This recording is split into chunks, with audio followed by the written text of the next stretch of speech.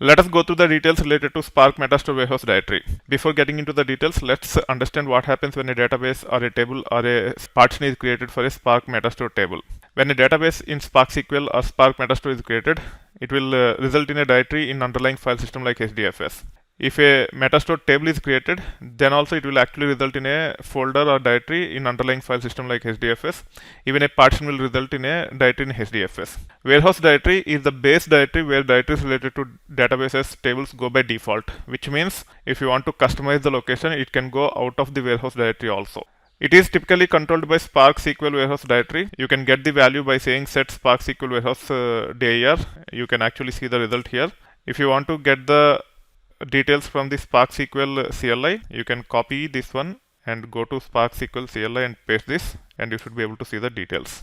This is how you should be able to get the value of the Spark SQL Warehouse directory, and all databases, tables, partitions for the tables will go under this folder. There will be a hierarchy for that, and based on that hierarchy, the folders will be created. You will get to know those details as we proceed further. For now, this is good enough. That being said, already we have created a database called as ITversity Retail. You can actually say show tables in it, and also you can say select current database, and you should be able to see the results.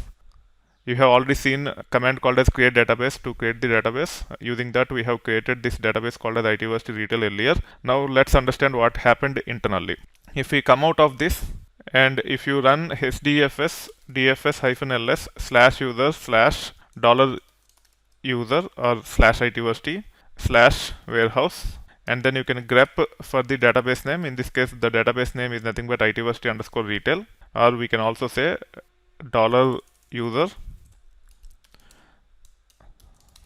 like this, which will result in ITversity Retail, and you should be able to see a folder by name itversity_retail with .db extension. So if a database is created, it will create a folder with a .db extension. Now I have several tables. I have also shown you how to create a table earlier. Whenever you create a table, by default it will create a folder in this folder with .db. Let me run hdfs dfs-ls on this location, hdfs dfs-ls, and then we can run this command, and you can see that there are several folders for these things. These are nothing but tables which were created earlier by me. So this is how the folders will be created under warehouse directory whenever we create a database or a table or even a partition. If it is a partition table, then you will see folders related to partition. There is a partition table called as orders_part. Now if I run hdfs dfs-ls blah blah blah and then say /orders_part, we will see several folders. Each one is nothing but a partition. The partition column is the order month, and this partition relates to 2014-03. So this is how the folders related to partitions will be created. We'll understand how to create partitions, how to add partitions, and all those things at a later point in time. For now, I just want to make sure you understand what is this Spark Metastore Warehouse Directory is all about, how the folders will be created for databases, tables, partitions whenever we create them in Spark SQL.